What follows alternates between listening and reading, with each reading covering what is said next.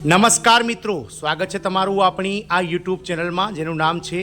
ગુજરાતી જીકેની જમાવટ। તો ગઈકાલે મિત્રો માનનીય વડાપ્રધાન શ્રી નરેન્દ્રભાઈ મોદીની અધ્યક્ષતામાં મળેલી કેન્દ્રીય કેબિનેટ બેઠકમાં કેન્દ્રીય કર્મચારીઓ અને પેન્શનર્સો માટે 8મા પગાર પંચના ગઠનને જે છે તે મિત્રો મંજૂરી મળી ગઈ છે।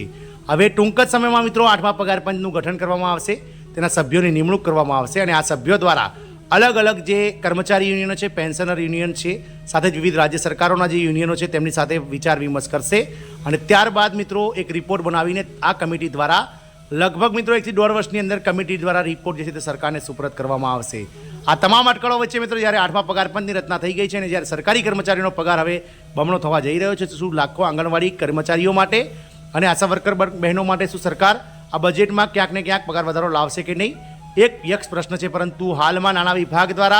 मळेली माहिती अनुसार बजेट 2025-26 में आंगणवाड़ी कर्मचारीओ ने आशा वर्कर बहनों पगार वधारामां मस्त मोटो वधारो सरकार करी शके छे। तो आजना विडियो में जाणीए मित्रों के केटलो वधारो करशे सरकार लाखों आंगणवाड़ी कर्मचारीओना अने आशा वर्कर बहनों पगार में, अने साथे ज आ पगार वधारो क्यारे मित्रों जाहिर थशे ने क्यारथी लागू थशे, तमाम माहिती साथे आजना विडियो में उपलब्ध छे। तो विडियोना अंत सुधी आप बन्या रहो। जो चैनल में तमे नवा हशो तो अमारी चैनल ने तमे लाइक शेर सब्सक्राइब करी बाजू में रहेलू बेल आइकन दबावी ऑल नोटिफिकेशन ऑन करो, जेथी करीने चैनल पर मूकवामां आवता विविध भर्तीओना नोटिफिकेशन तेमज आवा सरकारी कर्मचारी पेन्शनर्स योजनाओं और आंगणवाड़ीना न्यूज़ तमने सरळताथी चैनलना माध्यमथी उपलब्ध थई जाए।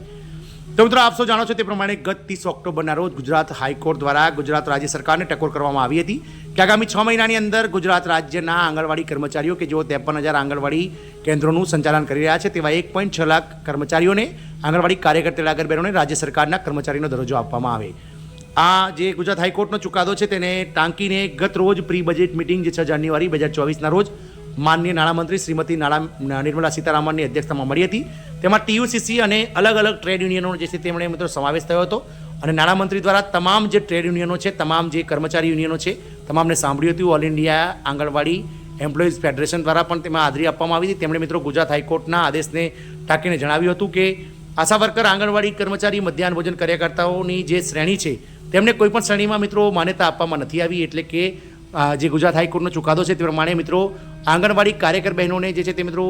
वर्ग 3 प्रमाणे अने आंगणवाड़ी तेलागर बहनों वर्ग 4 नी श्रेणी में समाववामां आवे, आंगणवाड़ी आशा वर्कर बहनों वर्ग 3 नी श्रेणी में समाववामां आवे। आमानी मोटा भागनी कार्यकर्ताओं जे छे ते मित्रों आ 3 जे केटेगरी छे आशा वर्कर बहनों, आंगणवाड़ी बहनों अने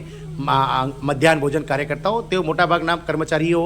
महिलाओं छे, एटला माटे तेमने कर्मचारीओनी श्रेणीमां लाववा जोईए। एटले के आपणे अगाऊ वात करी ते प्रमाणे टीयूसीसीनी बैठक हती जे मित्रों प्री बजेट मीटिंगनी बैठक हती तेमां खास वात थई हती कि मित्रों तेमने कर्मचारीओने अलग अलग जे श्रेणीओ छे सरकारनी तेमां लाववा जोईए अने तेमने ईएसआईसी एटले के जूथ वीमो अने साथे ज ईपीएफओ एटले के प्रोविडेंट फंडनी जे छे ते लाभ मळवो जोईए। गुजरात हाईकोर्टना आदेशना मुजब आंगणवाड़ी कार्यकरोने पगार मळवो जोईए तेमनुं तेमणे जणाव्युं हतुं। मित्रों अगाऊ मित्रों जे संसदमां શિયાળુ સત્ર મળ્યું હતું તેમાં મિત્રો મહિલા અને બાળ વિકાસ મંત્રીને જે વિરોધ પક્ષના જે સાંસદોએ પૂછવામાં આવેલા પ્રશ્નના જવાબમાં તેમણે જણાવ્યું હતું કે વર્ષ 2018થી જે માનદ વેતનમાં 60% હિસ્સો કેન્દ્ર સરકાર દ્વારા વધારવામાં નથી આવ્યો, તેના માટે નાણાં વિભાગને મિત્રો ફાઇલ મંજૂરી માટે મોકલી દેવામાં આવી છે અને કેન્દ્રના મહિલા અને બાળ વિકાસ વિભાગ દ્વારા આ વધારો જે છે તે અગાઉ જે આંગણવાડી ફેડરેશન દ્વારા જે કર્મચારી ઓલ ઇન્ડિયા આંગણવાડી ફેડરેશન અને ઓલ ઇન્ડિયા આંગણવાડી કર્મચારી યુનિયનો દ્વારા જે સૂચનો મળ્યા છે તે પ્રમાણે મિત્રો આ વધારો જે છે તે સૂચવવામાં આવ્યો છે અને વધારો મહદઅંશે જે છે તે મિત્રો 3 ગણો વધારો પગારમાં જે છે તે સૂચવવામાં આવી રહ્યો છે। તો શું જોવાનું એ રહેશે કે મિત્રો કર્મચારી દ્વારા જે સરકાર દ્વારા જે કર્મચારીઓના પગારમાં જે મસ્ત મોટો વધારો માંગવામાં આવી રહ્યો છે તે શું બજેટ 2025-26 પૂર્ણ થશે કે નહીં। તો મિત્રો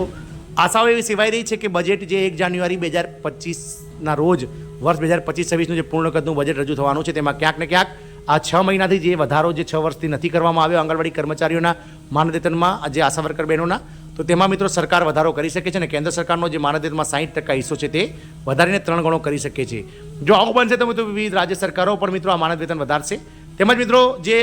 પ્રી બજેટ મિટિંગ થઈ હતી તેમાં મિત્રો ઓલ ઇન્ડિયા આંગણવાડી કર્મચારી યુનિયન દ્વારા ગુજરાત હાઈકોર્ટના આદેશને ટાંકીને કરવામાં આવ્યું હતું કે આંગણવાડી કર્મચારીઓને રાજ્ય સરકારના કર્મચારી અથવા તો કેન્દ્ર સરકારના કર્મચારી જાહેર કરવામાં આવે। તો સરકાર જો આ મુદ્દે હકારાત્મક વલણ ધરાવશે તો ચોક્કસથી મિત્રો કર્મચારીઓને સરકારી કર્મચારીનો દરજ્જો પણ મળી શકે છે। હાલમાં દેશભરમાં 24 લાખ કરતાં વધારે આંગણવાડી કાર્યકર તેડાગર બહેનો, મિની આંગણવાડી કાર્યકર બહેનો તેમજ 10 લાખથી વધારે આશા વર્કર બહેનો અને 7 લાખ કરતાં વધારે મધ્યાહન ભોજન કાર્યકર્તાઓ અલગ અલગ રાજ્યમાં કામ કરી રહ્યા છે। આઈસીડીએસ પ્રોજેક્ટમાં કામ કરતા લાખો આંગણવાડી કર્મચારીઓ કે જેઓ માનદ વેતન મેળવે છે તેમાં 60% હિસ્સો કેન્દ્ર સરકાર અને 40% હિસ્સો રાજ્ય સરકારો આપી રહી છે। મિત્રો હાલમાં જે આંગણવાડી કાર્યકર બહેનો છે તેમને વર્ગ 3ની શ્રેણીમાં લાવવામાં આવે તો હાલમાં ગુજરાતમાં જે વર્ગ 3ની શ્રેણીમાં લઘુત્તમ પગાર 26,000 રૂપિયા ફિક્સ વેતન આપવામાં આવે છે, જ્યારે વર્ગ 4ની શ્રેણીમાં જે છે તે મિત્રો